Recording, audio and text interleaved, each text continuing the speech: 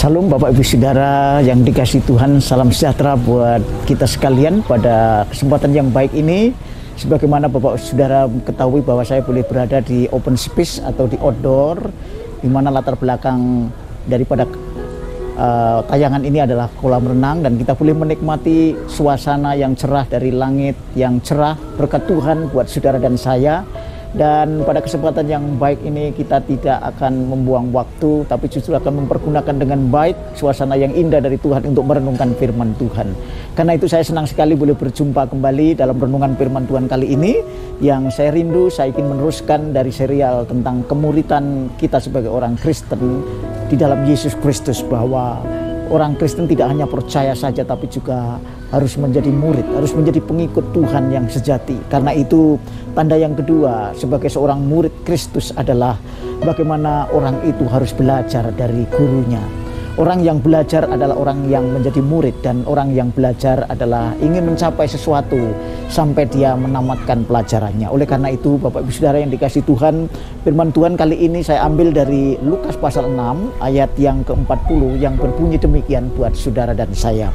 Seorang murid tidak lebih daripada gurunya, tetapi barang siapa yang telah tamat pelajarannya akan sama dengan gurunya. Sekali lagi saya akan ulangi dalam Lukas pasal 6 ayat 40 yang berbunyi demikian. Seorang murid tidak lebih daripada gurunya, tetapi barang siapa yang telah tamat pelajarannya akan sama dengan gurunya.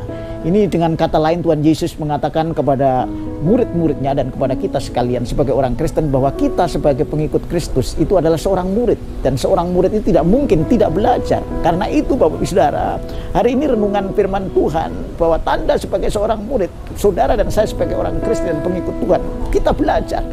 Nah, oleh karena itu ada beberapa hal bagaimana seorang murid supaya bisa menjadi sama dengan gurunya, ia harus belajar sampai tamat.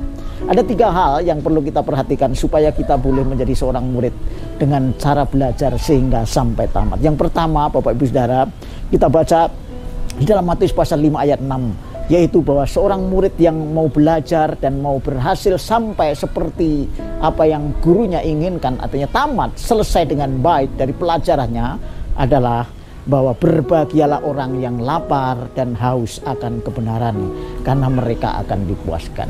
Jadi kiat yang pertama kalau kita mau belajar sebagai seorang murid yang baik, sebagai murid Yesus yang sungguh-sungguh, sebagai murid Yesus yang sejati, kita harus sungguh-sungguh haus dan lapar akan firman Tuhan. Kita harus mencintai pelajaran, kita harus cinta firman Tuhan. Mencintai Tuhan berarti mencintai firman-Nya. Mencintai Tuhan berarti mencintai kehendak-Nya. Mencintai kehendak-Nya berarti melakukan apa yang Tuhan perintahkan. Itu yang pertama. Kalau kita tidak cinta apa yang kita lakukan, maka kita sia-sia bahwa kita tidak menjadi murid yang sejati. Karena itu apapun yang Tuhan perintahkan buat saudara dan saya hari ini melalui renungan kita hari ini, dan secara umum dimanapun saudara dapatkan di dalam Alkitab bahwa itu perintah buat saudara dan saya untuk dilakukan, maka kita haus dan lapar akan kebenaran. Karena melalui perintah-perintahnya itu dinyatakan ada kebenaran yang saudara akan alami. Dan ketika kebenaran itu saudara-saudara alami, akan memerdekakan saudara. Jadi yang pertama, mari kita cintai Tuhan melalui melakukan kehendak-Nya. Itu yang pertama. Kita harus mempunyai satu obsesi, kita harus mempunyai satu kesungguhan. Kita harus merasa sungguh-sungguh rindu, merasa bahwa ingin melakukan, namanya haus dan lapar. Bagaimana seperti seorang yang sedang lapar ingin mendapatkan makanan, maka dia rasa lapar dan haus atau minum itu ada di dalam diri seorang. Demikian juga saudara sebagai seorang murid Mara. Yang pertama, kita harus cinta kebenaran, kita harus lapar dan haus akan firman Tuhan. Ketika kita melakukan firman-Nya, kita mencintai sungguh-sungguh, tidak ada alasan lain kecuali mengasihi dan cinta, karena rindu kita untuk melakukan kehendak Tuhan. Itu yang pertama. Yang kedua Bapak Ibu Saudara, ketika kita menjadi seorang murid, maka yang pertama, tidak mungkin seorang murid itu tidak akan menghadapi ujian. Siapapun mereka, siapapun kita yang menjadi murid, saudara pasti dihadapkan dengan satu ujian. Ketika saudara di dunia ini belajar di SD, SMP, SMA maupun di perguruan tinggi, tidak mungkin saudara tidak akan menghadapi ujian. Ujian bagian dari yang tak terpisahkan dengan kemuritan. Karena itu Bapak Ibu Saudara, saudara dan saya harus menghadapi ujian. Ketika saudara ujian, jangan mangkir, jangan menghindar, tapi hadapi. Mari kita hadapi ujian apapun, ujian hidup sebagai orang Kristen. Banyak orang yang mungkin tidak senang kepada saudara dan saya, yang membenci saudara. Mungkin saudara diperlakukan tidak adil, bahkan saudara akan mengalami sesuatu yang tidak saudara senangi. Tapi itu diizinkan Tuhan karena saudara sudah berbuat baik, saudara sudah melakukan kehendak dan firman-Nya. Tapi itu bisa aja dialami oleh saudara dan saya. Hadapi saudara. Karena ujian itu tidak bisa terlepas dari pemuritan sebagai orang Kristen dan sebagai pengikut Yesus. Saudara, lakukan itu dan hadapi.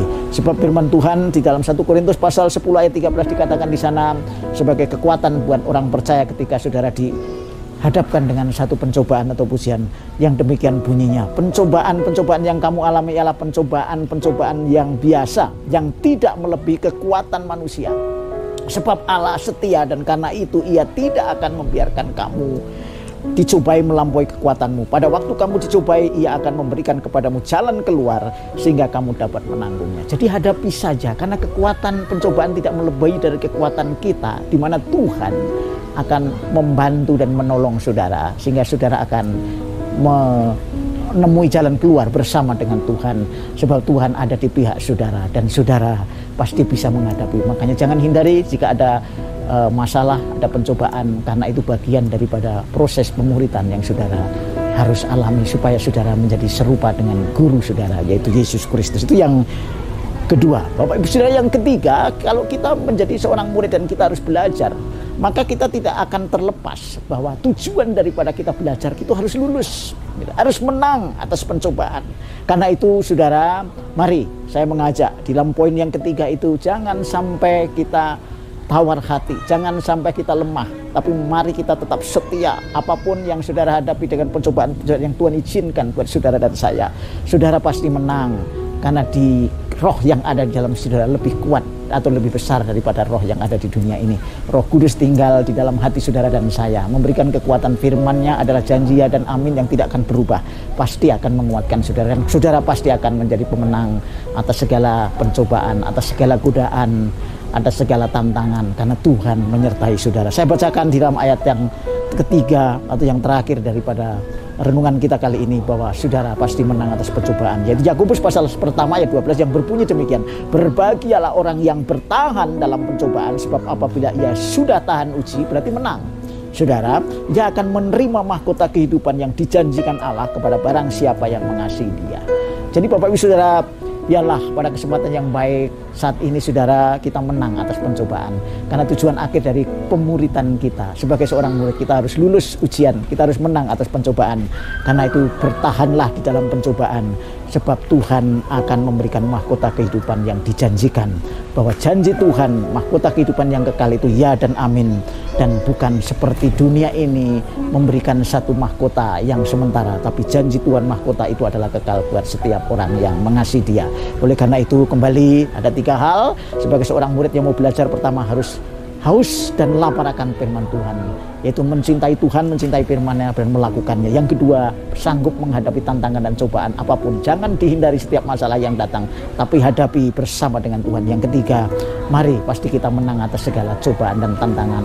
Sekalipun masalah itu ada dan saudara harus hadapi, pasti saudara akan menang bersama dengan Tuhan. Saudara akan mengalami kemenangan karena ada jalan keluar.